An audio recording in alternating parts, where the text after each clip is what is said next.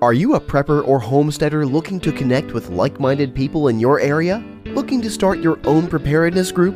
Already have a group? Well, look no further than PrepperNet. PrepperNet is dedicated to personal responsibility, individual freedoms, and being self-reliant. PrepperNet has monthly meetings in over 100 cities where you can meet and learn with like-minded people in your area. PrepperNet, where preppers unite. Find us online at preppernet.com. Survive, thrive, stay alive. It's time to get prepared with the Prepping Academy podcast.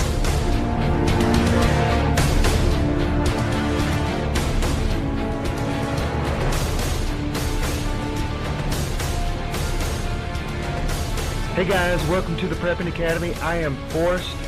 Today we have a very special guest. A lot of you preppers have heard me talk about this service. It's called AlertsUSA. It's one that we count our life on this thing. I mean, we look for this. This is an early warning system. I've mentioned in many podcasts before.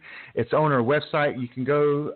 But today we have the founder of AlertsUSA. Is it .com? I believe it is. Yes, it is. AlertsUSA.com. Yeah, and so we have Stephen, and I apologize, but I'm going to try my best. His name is Stephen Aukstakalnis. No, Aukstakalnis. Aukstakalnis. Is that right? Almost. Correct. Almost. Okay. He is the founder of AlertsUSA, and we'll get into what AlertsUSA is if you've never heard of it, because you need this service. It can be a lifesaver. So welcome to the show, Stephen, and I appreciate all the time you spent with me on the phone. I appreciate your service. Tell us a little bit about yourself, if you don't mind. Don't go into great detail. We don't need to know, your great-grandmother's, but just tell us about yourself today. So I've studied physics and computer science. I've served on the faculty of 2 different universities in the U.S. And shortly after the events of 9/11, about 3 months following 9/11, a few friends and I, we stood up AlertsUSA. The reason that we started this service is that when the first plane hit the first tower on that morning, everybody in the second tower, nobody knew what was going on, and everybody was told to go back to their desks. There's just a fire in the adjacent building. Wow. Nobody knew what was going on, and there were a lot of lives lost as a result of that directive, as opposed to telling people to get out. And the idea struck myself and some friends. We were sitting around having a drink, and they said there was there's an opportunity here to stand up a service that monitors what's going on. If you remember back then, there were daily threats, all kinds of things happening and so on, and the only source of this information was the mainstream media, and a lot of the information that they were putting out was hyped or inaccurate. And so with the previous work that I had done over many years with the different elements of the armed services, as well as different elements inside of the U.S. intelligence community, we had some great contacts to be able to find out details about what was going on rather quickly, and we stood up the service. And now it's 18 years running now. Wow. The service, we serve each of the branches of the armed forces, Capitol Hill Police, a number of different federal, state, county, and municipal law enforcement agencies across the U.S. A lot of the Fortune 500 companies are users of the service, and here we are. So you started this service because of, wow, I didn't even know that, to be honest with you, that you started this service because of 9/11. There were people in the other building that had no clue. I did not know that they were being told to go back into their office. I guess that would be the, wow. And you started this service, and so you guys gather intel, and then through a text message, and email, you send alerts out where you think that it's important to the United States, a geographical area, or who do you determine is your audience? I mean, who's your audience? The baseline goal of the service is that we monitor events globally, and our particular emphasis is to pay attention to threats to the U.S. as well as its citizens and interests abroad. And so whether or not it's, matter of fact, as an example, in the last 3 months, we sent, and obviously since you're on the service, you can attest to these. We sent out alerts on, for instance, U.S. intelligence chiefs in just I think it was the last week, were warning about an increasing domestic terror threat from, as opposed to complex attacks orchestrated from overseas, command and control from overseas groups and so on. The large threat right now that is reemerging is from homegrown violent extremists. Al-Qaeda, we've warned that Al-Qaeda has made numerous threats and calls for attacks in the last 3 months. There was an attempted hijacking of an aircraft, a commercial aircraft in Russia. We reported on there was a sophisticated Al-Qaeda affiliate attack at an upscale hotel in Kenya, where a U.S. citizen was killed. Travel alerts and warnings to multiple destinations, including Mexico and China. A new worldwide caution was issued by the State Department in the last few weeks.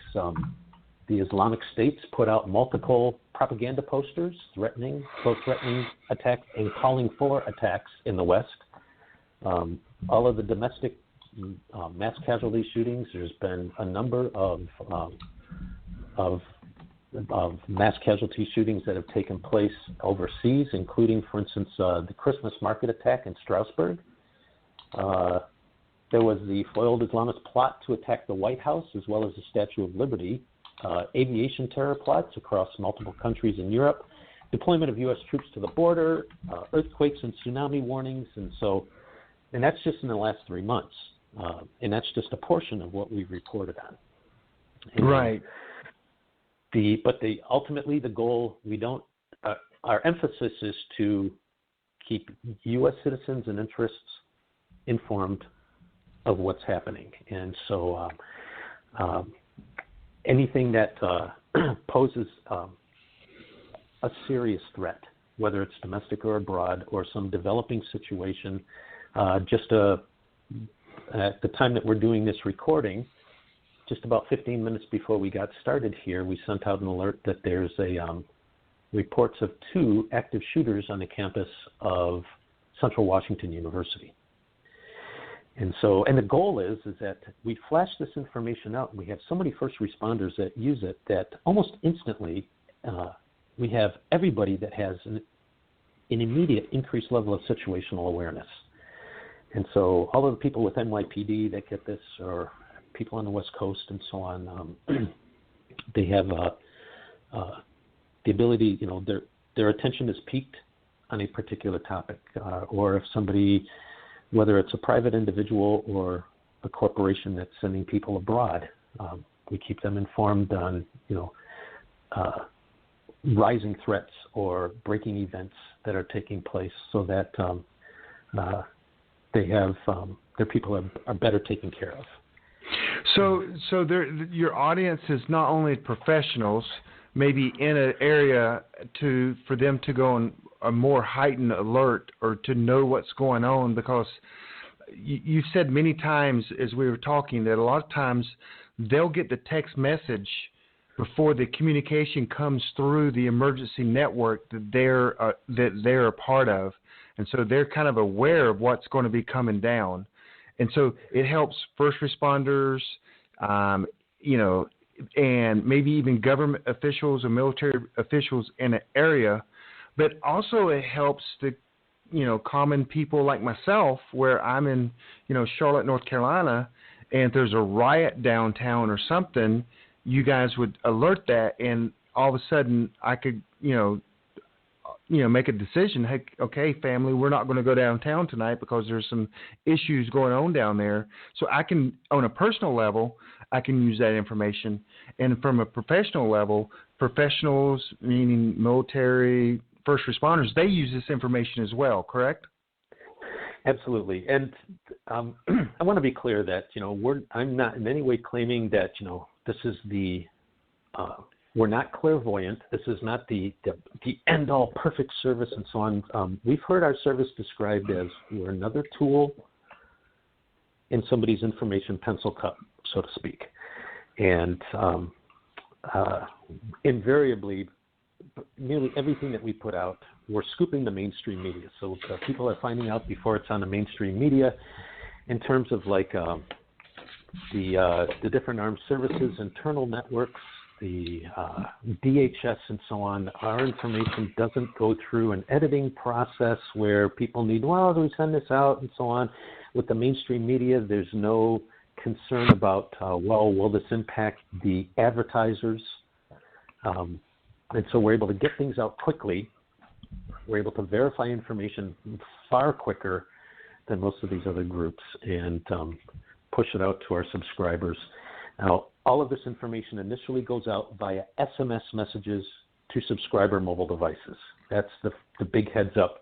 Since we're limited to 160 characters in an SMS message, that's immediately followed up or shortly thereafter with an email, which gives us an unlimited ability to expand upon the alerts. And so, as you've experienced yourself, in this past week, there were a number of new threat posters that were getting wide circulation on social media from the Islamic State. And we initially sent a text message out to the subscribers saying there's this new series of threat posters that are coming out which make a direct threat on Washington, D.C. In the email that we sent out with the supplemental information, it had all of the Arabic text translated so that people had a distinct, a very clear understanding of what was on the poster and so on and what was being communicated. And between the heads-up message with the SMS alerts and then the follow-up emails that, when it's possible, providing supplemental information that expands understanding, we get a pretty good coverage of, we have a pretty good ability to bolster somebody's understanding of a developing situation. So I'm currently looking on your website, and you list some of your customers, which is just amazing. Department of Defense, Department of Justice, Department of State, Department of Homeland Security, U.S. Air Force, Army, Navy, Coast Guard, Bank of America, New York, Bank of New York, Farmers Insurance. LA Sheriff's Department. The information is timing is critical when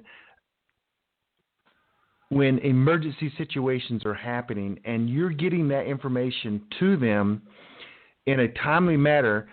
And they know, people understand when they sign up for your service that, hey, you may do some adjustments on the text messages. You learn this because it seems like your goal is to get the best information out there as soon as possible, where the news agencies almost have to verify it before they'll even go public with it. And even when they if they bother doing that at all.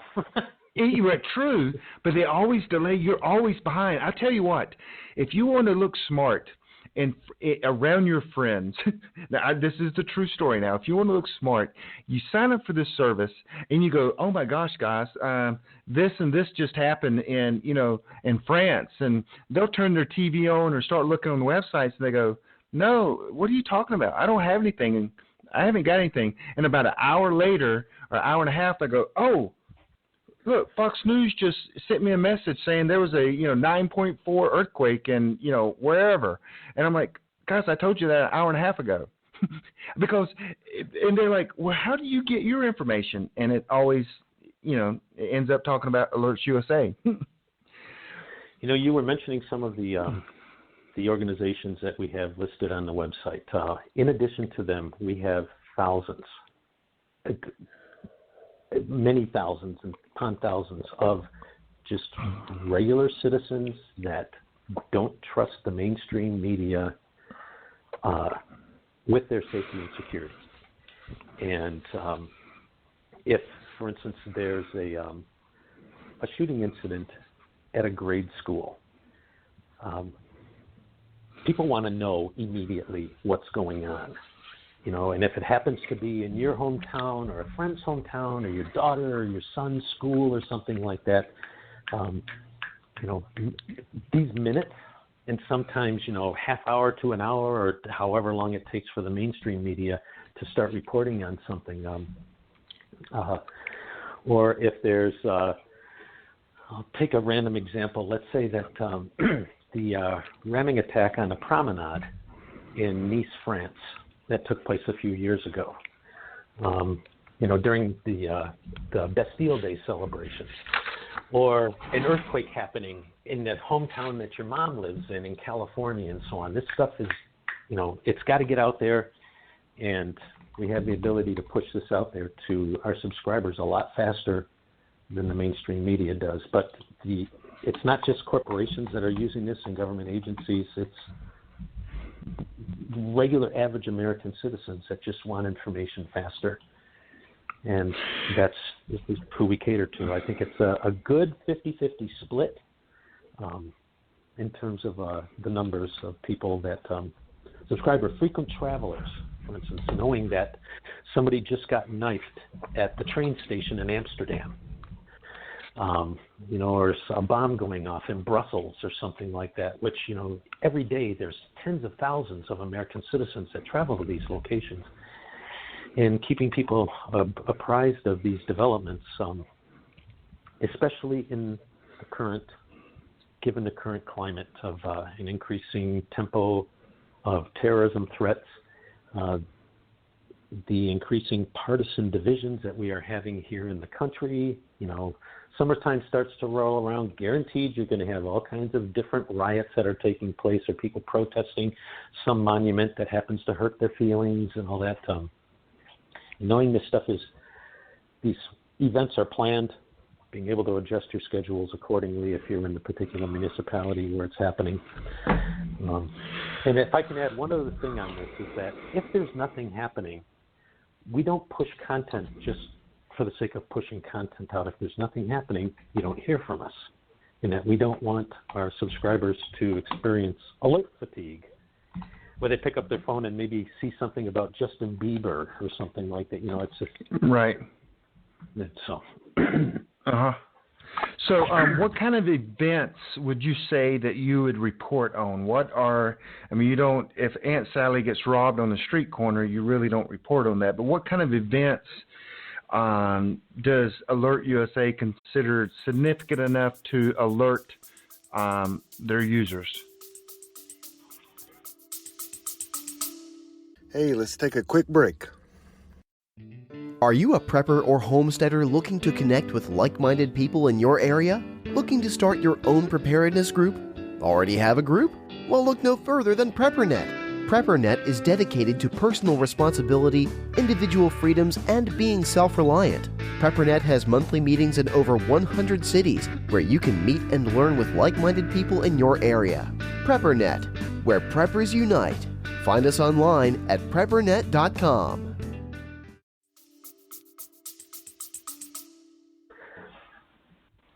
Developments, incidents, and threats of national significance. And so I'll use as an example the shooting in Las Vegas that took place, I believe 2 years ago it was, with that concert.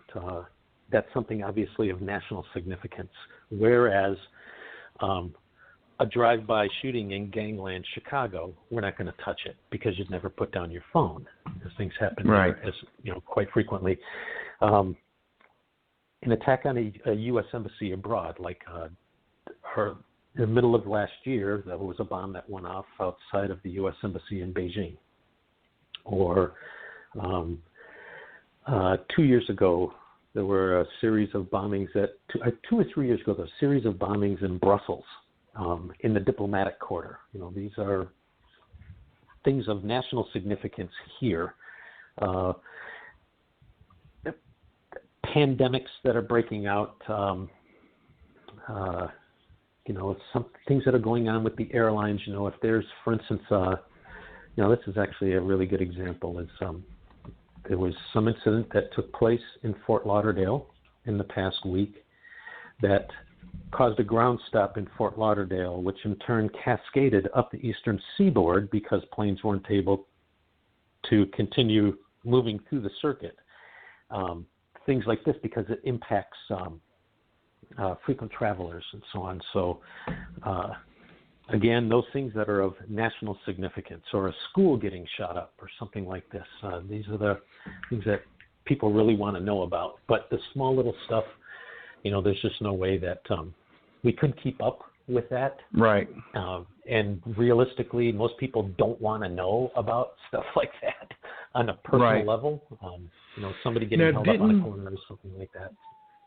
Didn't you guys, you might need to report something. I hear some sirens.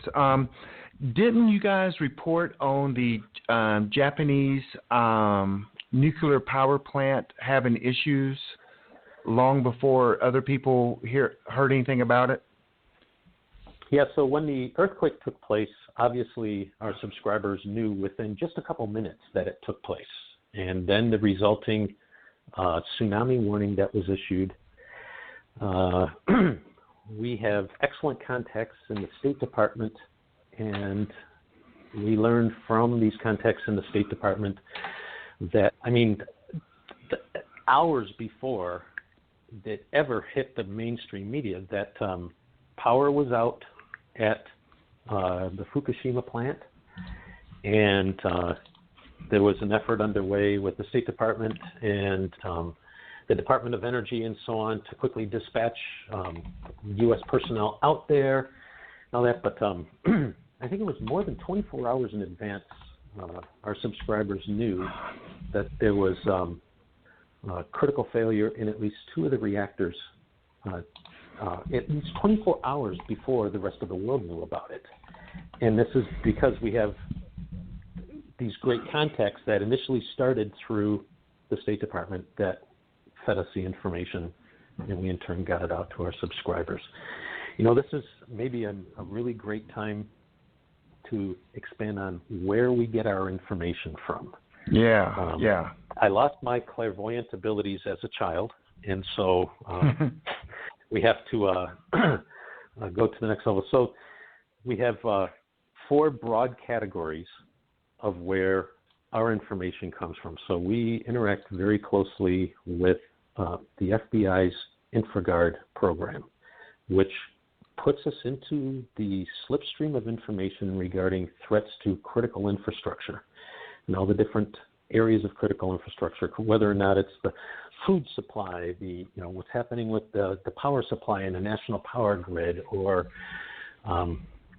the chemical industry and so on. So we have packaged information products that we receive from groups like InfraGard, the different fusion centers, and so on. So that's one category. And then we also pay for packaged information products from other private sector services. Then we have the ability to monitor 34 different social media platforms in 17 different languages for breaking events, in that I'm more liable to hear about what's a good example to use? I'm more apt to hear about an explosion taking place somewhere in the UK, which happened earlier today. There was a large gas explosion that leveled a couple buildings. Well, we learned about that one from a single tweet that came out, or somebody popping something up on Facebook. Here, I just heard a big boom. And we don't report what we see on the social media, but that piques our attention to start looking closer, to start making phone calls, finding out what's going on, and all that.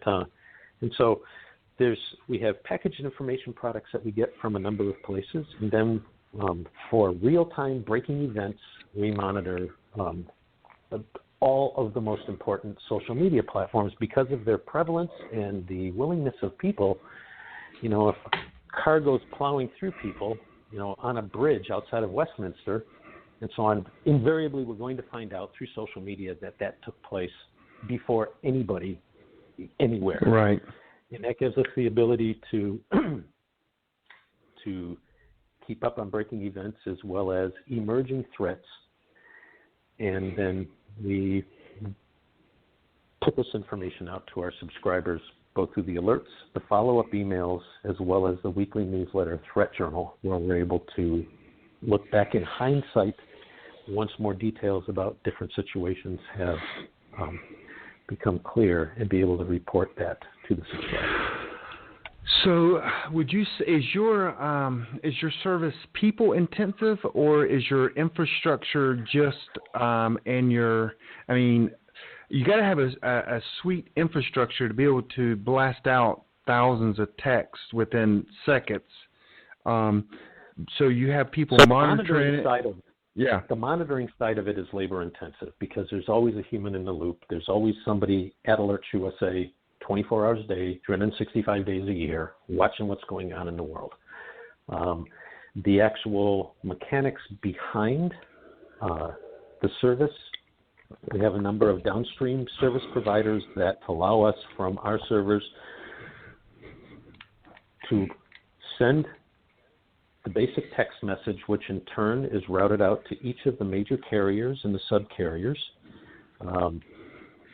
And so there's a big computer-intensive background system that's handling the distribution of all of the messaging and all of that, getting all of that out, getting the emails out. Heavy on the human factor up front, and that none of this is automated. When an alert goes out, there's a carbon-based life form in the loop somewhere that's pushing the send button and evaluating what's going on. And so nothing goes out in an automated fashion whatsoever. And so if the power resiliency, if the power goes down, what happens? Yeah. So the North American power grid is broken into 8 regions, and it's intentionally broken up like that in case something happens in one, that they have the best ability to be able to prevent a cascading problem. So we have redundancy built into our system where we have our servers co-located in 2 different geographic areas of the country, so that if something happens in one, whether or not it's a server failure on our side or something happens, however, we hope it never happens like that, but if, for instance, the power grid went down in one of these 8 regions, immediately everything automatically defaults to the backup servers. And actually, we use both of them for load balancing and so on. So if our servers are having difficulty getting messages out, it all floods over to the second one anyhow. But it's intentionally put together like that just so that we have that backup there. So if there ever is, for instance, a CME event, and let's say something in Region 3 fries out, which takes out a portion of that section of the country, and if it were to impact our stuff, then we're able to automatically flip to this second system, which is located in a completely different region, so that we're at least able to keep our customers aware if their mobile devices are still functioning or if they're still able to receive emails. So let me tell you, April 21st, 2017, you might not remember this. I got this alert. Several federal agencies investigating multiple concurrent power outages, New York, San Francisco, concern of foul play, USA alerts monitoring, be ready. At this time, I got this alert in April 21st, 2017. I was at a conference called Heritage Life Skills, and I read that, and I go, huh. So I, I had a bunch of friends there. I copied it, and I just sent this one to them and said, guys, be on alert. Something's going down. And I kid you not, it was not until the next day that people started seeing it on the mainstream media. Well, yesterday, Wall Street had to shut down because of some power outages. They were isolated. I mean, people were in California was talking about the power outages there. People in New York were talking about it there. But only a few news agencies that night kind of put it together going, wait a second. All this happened in the same day. It was just interesting that I had this information and everyone was going, where are you getting this information? We can't find it anywhere. And again, you want one of them apps that makes you look smart? This is one of them. So you've never used that as a selling point, have you? Not in those particular words, no.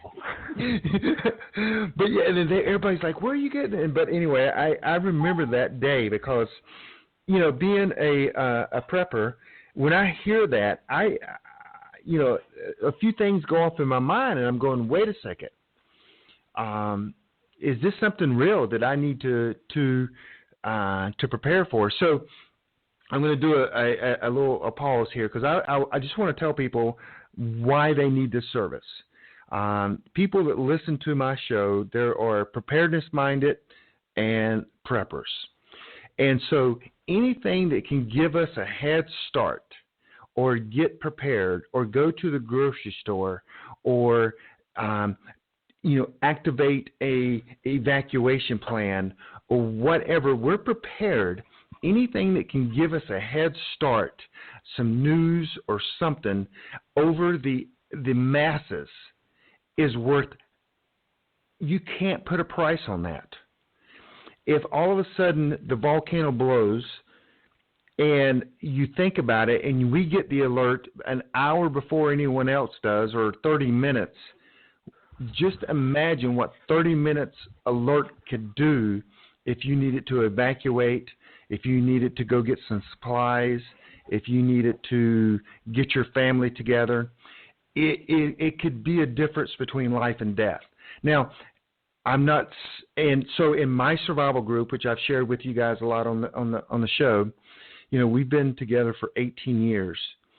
We all have this app, and when something happens, something major, we immediately start talking, going, okay, we need to monitor this, or, you know, if it's just, you know, whatever it was today, an active shooter, you know, I'm glad I know we don't have any students in our group at that university, but it tells us what's going on, and it gives us you know, the only way I can think of it is a competitive advantage. I need to get to my bug out location. I need to go buy supplies, more supply, whatever I do, this gives me a head start. And so with that, if you, there is, I mean, you can go to AlertsUSA and sign up for it there, but he is given the Prepping Academy and PrepperNet, we have a special deal. And if you go to preppernet.com/alerts with an S, USA, there's a special offer just for us, for you guys. And then that helps support the show as well.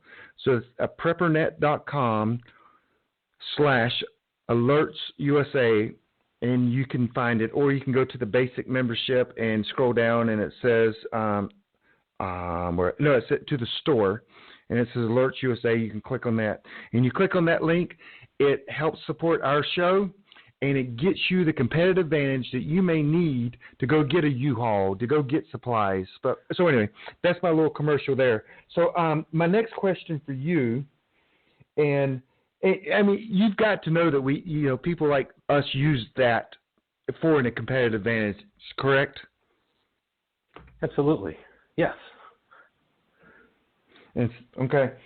So if power grid goes down, okay, what in the current state, because you report on the Muslims and all the threats against the United States, you know, Donald Trump became the president. People kind of relaxed. because Donald did kick some butt and take some names overseas. What is the current condition, do you think America is right now when it comes to real threats against us on our homeland versus what it was, 3 years ago? Is it better, worse? We should be more alert or less alert? It's changing. Since Trump has come into office, and even actually, giving credit where it's due, before Obama left as well, command and control of complex foreign terror attacks, meaning Al-Qaeda type of things, that are orchestrated, from abroad and so on. This has been greatly diminished due to the professionalism and hard work of the armed forces, police, our counterterrorism partners throughout Europe and in Southeast Asia and so on. But and I would encourage your listeners to, if they go to the Senate Armed Services Committee website and look at the testimony that was given by the intelligence chiefs last week on threats to the homeland. Well, I think it was title was Worldwide Threats. And the summaries that they were providing, this was the unclassified testimony in open session, so all the really juicy stuff, was spoken about behind closed doors. But they were very clear that while Al-Qaeda and the Islamic State and their affiliates have been smashed, this is kind of akin to putting a tomato on a table and whacking it with your hand. It goes everywhere. And this is exactly the situation that we're now facing with the foreign terror threat, in that everybody, those that have survived, have scattered. A lot of the foreign fighters either have or are returning to their home countries. And these are people that, these are battle-hardened individuals with pretty significant skill sets that are now heading back into first world nations. And the driving factors behind their desire to wage war against the West are still there. Said differently, the conditions that brought about the rise of Al-Qaeda and the Islamic State in the different affiliated groups is still there, and it's still increasing. The move of President Trump in shifting the U.S. Embassy from Tel Aviv to Jerusalem really has a lot of Islamist groups enraged, because this is it's pressing back against their plans, and it's kind of an in-your-face move, which, from our standpoint, we're just like, tough, deal with it. But it's in that regard, the threat has kind of scattered around the globe, both people that head back to their home countries in the Middle East, North Africa, Europe, and then the Western Pacific nations such as the Philippines, the Southern Philippines, and then Indonesia and Malaysia and so on. There's a lot of these folks have scattered back into these areas, and new threats are in turn emerging. The issue on the southern border really needs to be wrapped up soon. What you're hearing from President Trump about the threats from individuals other than Mexicans that are coming across the border is significant. On a daily basis, the Customs and Border Protection and the Border Patrol, they're picking up people that are coming from the Middle East, North Africa, Central Asia, that have made their way to Central America and Mexico, working their way through and trying to get over the border. That's another significant threat that's in your face. It's just that this is pounded down by the mainstream media as being, this is just fear-mongering and so on. But I challenge any of your listeners, if you know any federal agent in any of the different,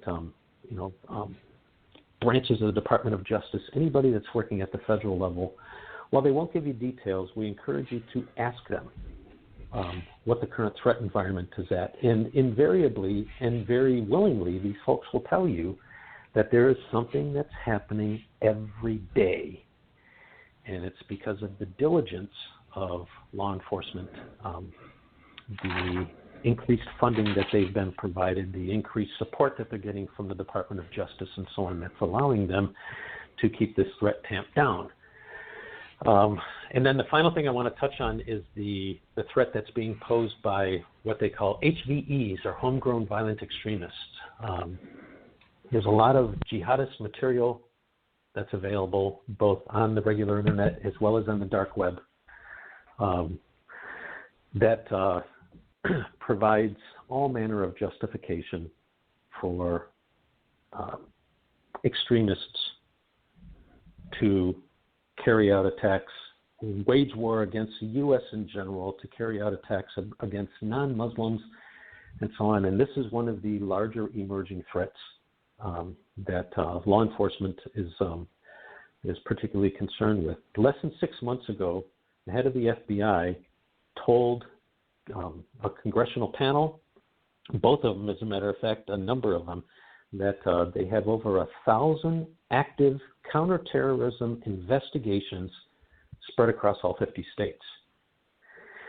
And that's not all, people that are coming from Middle East, North Africa, and what we'd normally associate with the lands that these folks are coming from. These are, many of them are people that are American citizens that have some grievance or something like that, that are looking to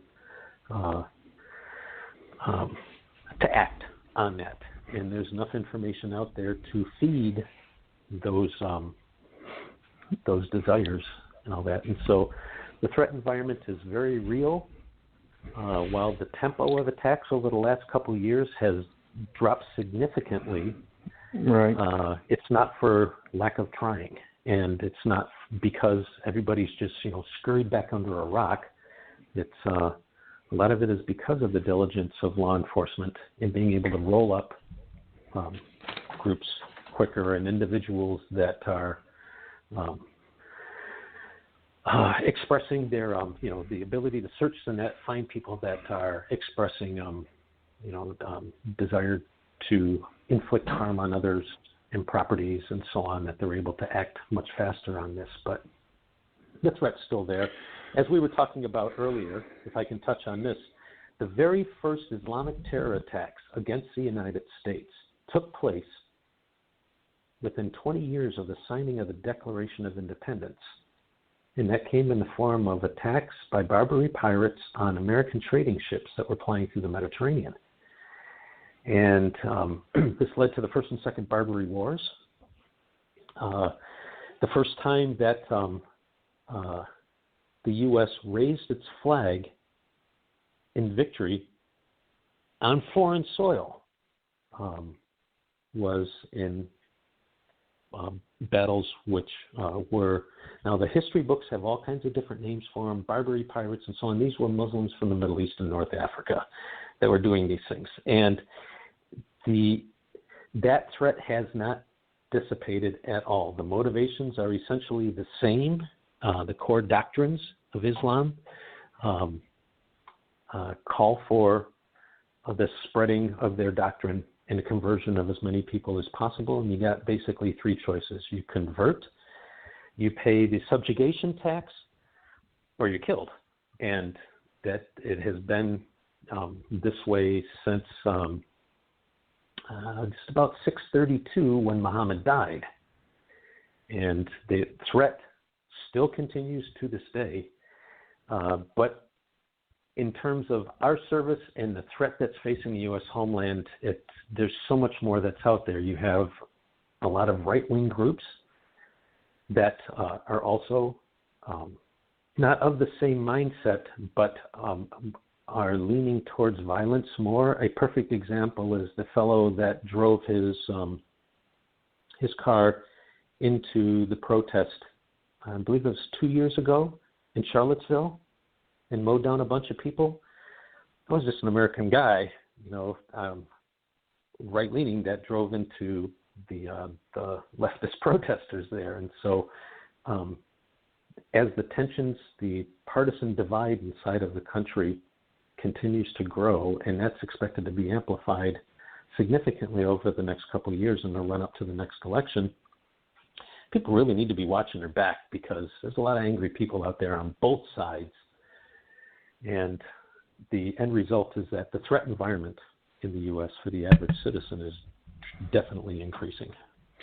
So would you say that the Muslim threat is still real and possibly getting worse for America-owned American soil? I want to be very careful here in my response. And the threat is persistent. But the nature of the threat is shifting in that, again, command and control of complex attacks from foreign terrorist organizations has been dramatically diminished. On the other side, the homegrown violent extremist threat is on the rise. People that see that we stomped the Islamic State, who may have been ideological supporters of that movement, feeling the desire to act on their own behalf or act as a result of this constant stream of propaganda that they're putting out, calling for supporters to carry out attacks in their home countries, as opposed to having something that's, carefully crafted from abroad and then orchestrated. The worldwide caution that was recently issued in the last few weeks by the U.S. State Department is very clear about this type of threat, that moving away from, it's not necessarily just aircraft or bombs. As everybody has seen in the last few years, it's highly effective for the people to go and rent a truck, load it up with a bunch of stuff, and go driving through a crowd. You can scare the crap out of people. They can propagate the terror. They can be highly effective in that use of edged weapons, firearms, and so on. And so the kind of the nature of the threat is changing, but it remains persistent. Awesome. Okay, so in our correspondence this week, I don't want to sound like Dr. Doom here. No, you're not. No. And again, if they just go and listen to what the intelligence chiefs told the Senate less than 2 weeks ago, they'll get the entire picture. Or go to travel.state.gov and read the content of the worldwide caution that they've issued. All of this stuff is laid out very clear for American citizens to be able to read. We also, as you see on a weekly basis, we encourage people to look at the threat assessments that are being put out by the State Department's equivalent in Australia, Canada, and Britain, because the threat assessments change a little bit in what they tell their citizens, but it's all essentially the same as what I'm communicating to you right now. In our correspondence this week, you sent me a couple documents, and we probably don't have time to go a lot of detail in that, but I feel like I have to at least touch on them. And it is one of the documents you publish is called the Deadly Verses. It's 164 passages of really hatred and I don't know, how do you call that? Just passages of them wanting to kill the infidel, which is us. Yeah, so these are what you're referring to, Forrest. There's 2 free reports that we give away. One is called Deadly Verses, and it's 164 passages about jihad from the Quran. And so as you've seen in there, we give a very clean primer on Islam so people understand what it is, the different branches of Islam, a side-by-side comparison between Islam and Christianity. So they have they're able to arm themselves with knowledge when they're faced with this debate. Oh, it's no more violent than Christianity and so on. Well, that's not quite true.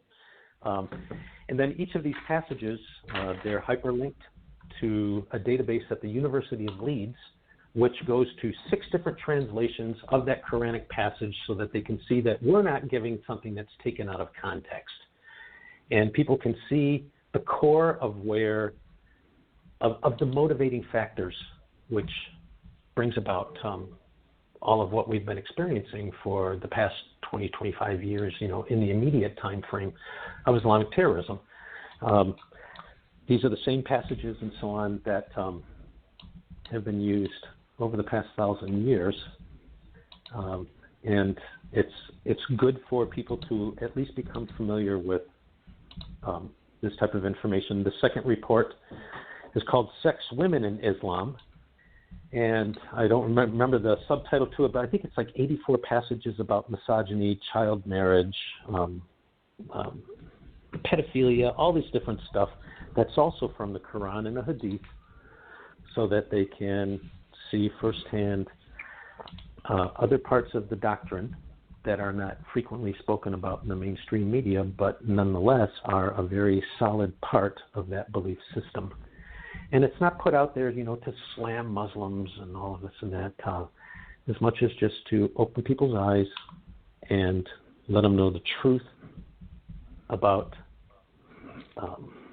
what it is that the world is facing right now and the mindset that we're facing, so that they're armed with knowledge as opposed to having to follow the mainstream media's line about, it's a religion of peace and whatnot. And you would disagree with that, huh? I get a little bit hesitant about talking about this because the way that the subject, if you say something wrong about it, you get hammered and hammered and hammered. But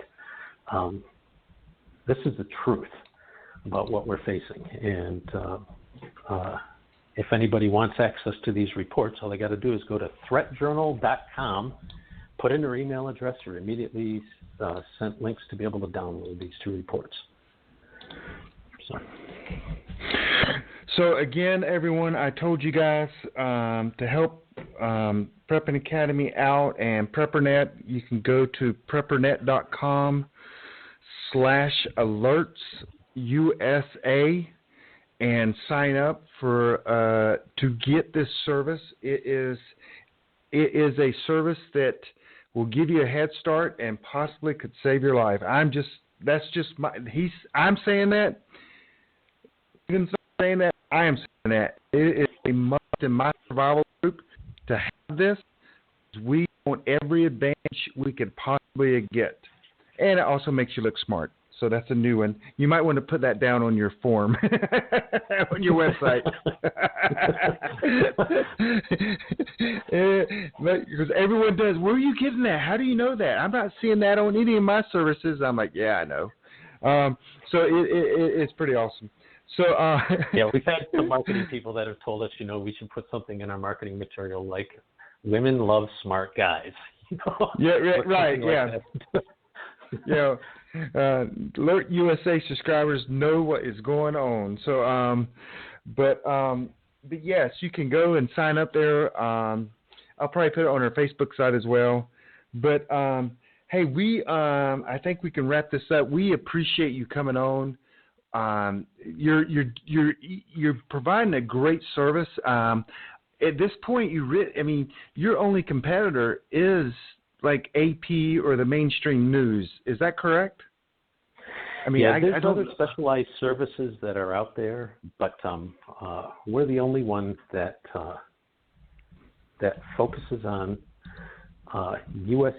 citizens and interests, both domestic and abroad. That's our primary focus, and the breadth of what we report on, ranging from terrorism alerts, warnings, advisories, travel alerts to major international destinations, coronal mass ejections, through to pandemics,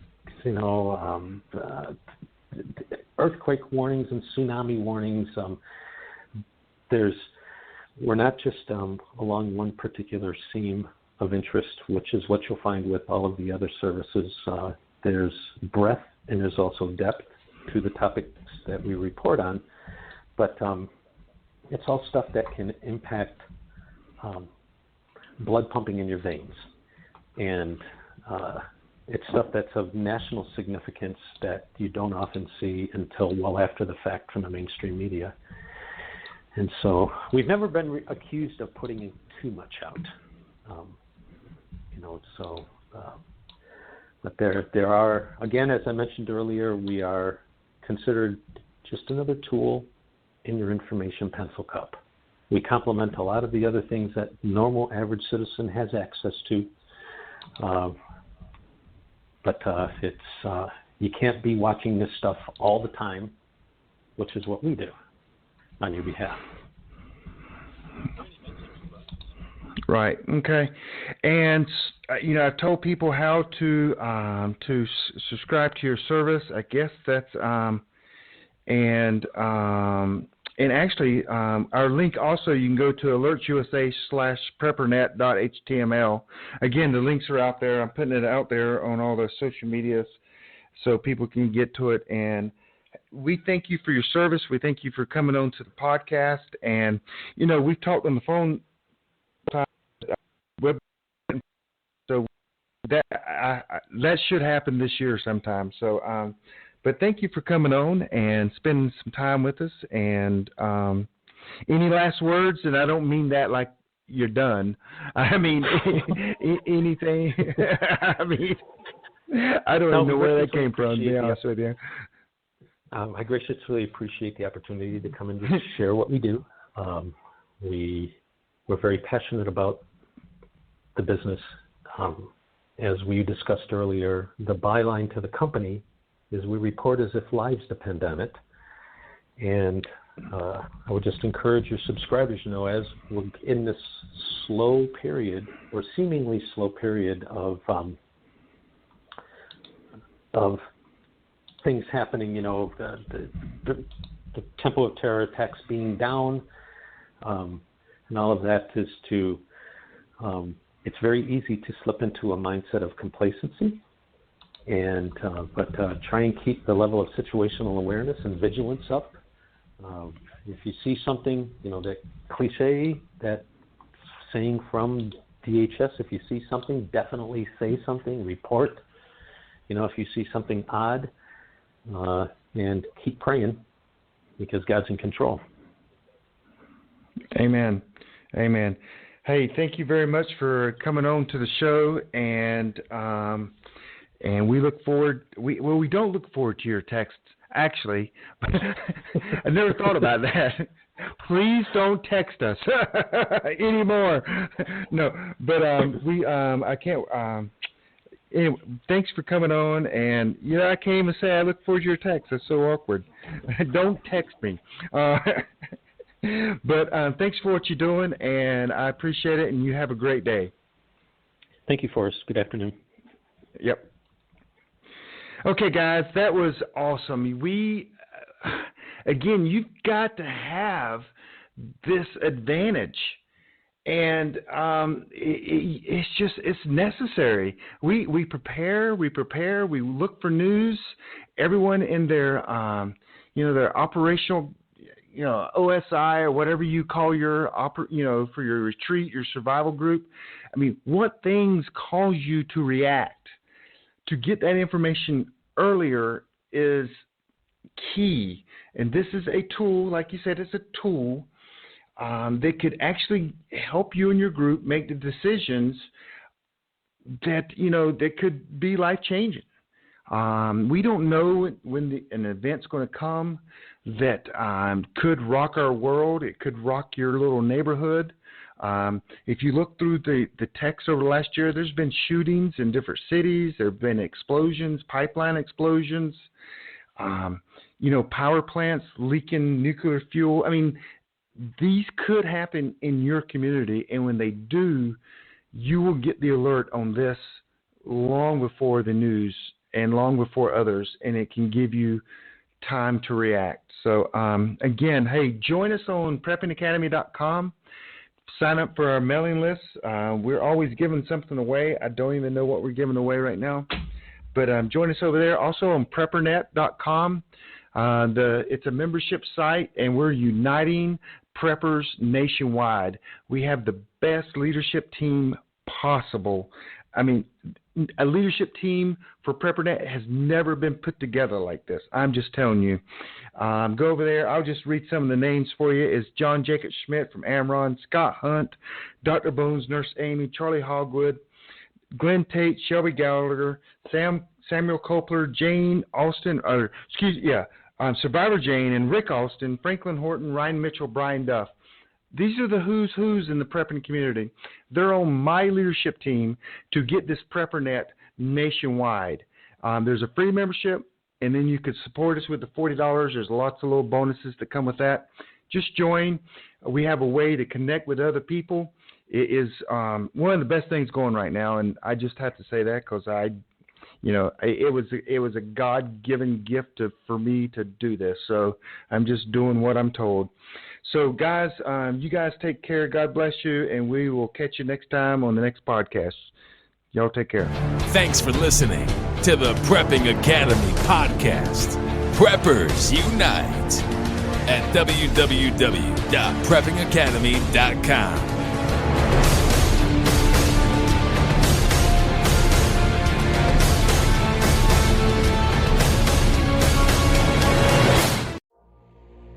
Has your data been hacked? Do you feel uneasy about the vulnerability of your personal information online? Were you involved in the Target, LinkedIn, or Microsoft data leaks? Don't know? If not, then pay attention. Join Forrest Garvin from PrepperNet for a free webinar on privacy and security. Gain insights into safe internet browsing, VPNs, crafting online aliases, secure emails, detecting if your data has been hacked, and managing passwords. Secure your spot today for this webinar on privacy and security. It's free. This webinar delves into comprehensive strategies for bolstering your online privacy.